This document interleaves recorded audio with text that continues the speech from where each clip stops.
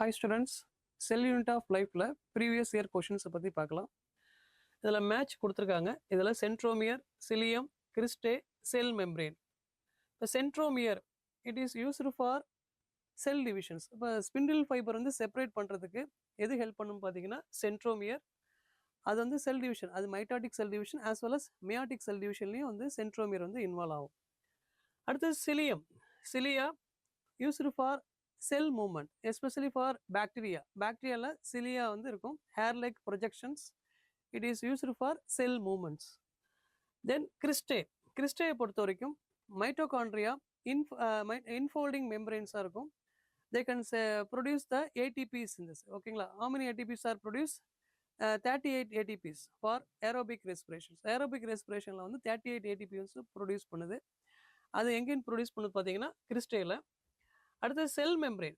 இப்போ plasma membrane சொல்லுவோம். இது வந்து பாஸ்போலிபிட்ஸ் பை லேயராக இருக்கும். அவுட்டர் ப்ரொடக்டிவ் லேயருக்கு, அதாவது செல்வாலுக்கு அடுத்த லேயராக இருக்கிறது செல் மெம்பரேன். அந்த அந்த மெம்பரேனில் பார்த்தீங்கன்னா பாஸ்போலிபிட்ஸ் பை லேயராக இருக்கும். அப்போ which option is correct answer? Option B. Thank you students.